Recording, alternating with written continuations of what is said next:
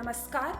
आज हम बात करेंगे महिलाओं में होने वाले सबसे कॉमन ट्यूमर की, जिसे हम फाइब्रॉइड कहते हैं। ये फाइब्रॉइड आखिर क्या है और क्यों होता है, आज की बात केवल इसमें। मैं एक स्त्री रोग विशेषज्ञ हूँ। पिछले 31 साल से मैं महिलाओं के लिए कार्य कर रही हूँ और उनके स्वास्थ्य क्षेत्र की समस्याओं बारे में मैंने जो सीखा उससे आज आपसे शेयर कर रही हूँ।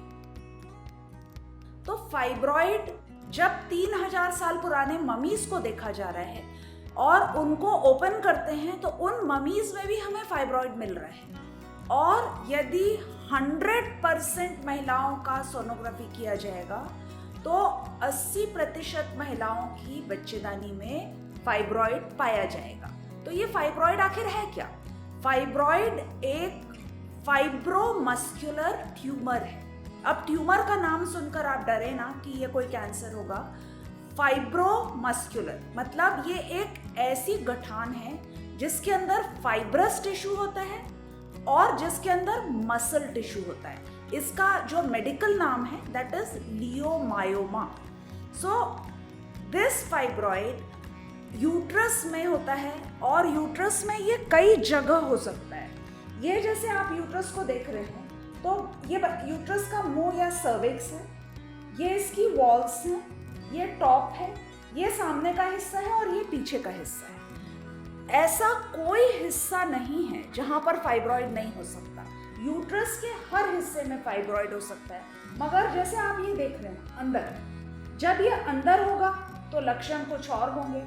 जब दीवार में होगा जैसे ये है पर अंदर को डिस्टर्ब नहीं कर रहा है तो इसके लक्षण कुछ और हैं। और यदि ये बाहर बढ़ेगा तो इसके लक्षण कुछ और हैं। तो ये फाइब्रॉइड एक नॉन कैंसरस मतलब जिसमें कैंसर नहीं होता ऐसी एक गठान बच्चेदानी में होती है, जो यदि एक फुल लाइफ सर्कल एक महिला का लिया जाएगा तो 80% महिलाओं की यूट्रस में ये फाइब्रॉइड होगा। अब होता है ये हमने समझ लिया, मगर क्यों होता है? तो आपने सुना होगा स्टेम सेल्स के बारे में। आजकल बड़ा ट्रेंड है कि डिलीवरी के बाद हम स्टेम सेल्स को स्टोर करें, उससे हर ऑर्गन बन सकता है। उसी तरह मेंस्ट्रुअल ब्लड जो होता है, उस मेंस्ट्रुअल ब्लड में भी स्टेम सेल्स होती हैं। और जो यूट्रस की मसल्स होती हैं, यूट्रस की इनर लेयर एंडोमेट्रियम, उसमें भी स्टेम सेल्स होती हैं। और यूट्रस की दीवार की जो मसल्स हैं उसमें भी स्टेम सेल्स होती हैं। और ये जो स्टेम सेल्स हैं, जब ये यूट्रस की वॉल में बहुत ज़्यादा होती हैं तो इनसे स्पॉन्टेनियसली फाइब्रॉइड बनता है। अब आपको ये समझ में आना पड़ेगा कि ये जो फाइब्रॉइड की स्टेम सेल्स हैं इसको आप पहले से डिटेक्ट नहीं कर सकते। जब ये बड़ा होना शुरू होता है तभी इसका पता चलता है। और जब बहुत सारे छोटे छोटे फाइब्रॉइड होते हैं तो हम उसको सीडलिंग फाइब्रॉइड कहते हैं। ये बिल्कुल वैसा ही है जैसे हमने फसल बोई तो उसमें बीज जमीन के अंदर है मगर वो दिखाई नहीं दे रहे हैं। जब वो पौधा बनते हैं, जब वो ग्रो करना शुरू करते हैं, दैट इज द टाइम जब आपको दिखता है कि हाँ भाई इसमें से पौधा निकल रहा है।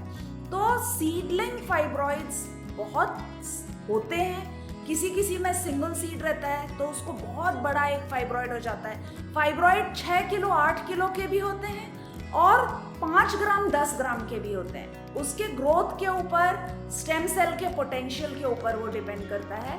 तो seedling fibroids are there. Operate करने के बाद आपके फाइब्रॉइड्स निकल सकते हैं। यदि सीडलिंग्स बाकी हैं तो दोबारा हो सकते हैं, यदि सीडलिंग नहीं है तो नहीं हो सकते हैं। सो फाइब्रॉइड्स होने का कारण स्टेम सेल्स।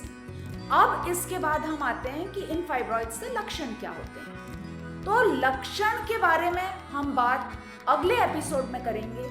अभी सिर्फ इतना ही कि फाइब्रॉइड क्या होता है और क्यों होता है। आगे लक्षण, उपचार, ऑपरेशन, इनफर्टिलिटी, इनके लिए जुड़े रहें हमारे साथ। लाइक और सब्सक्राइब करना ना भूलें। धन्यवाद। नमस्कार।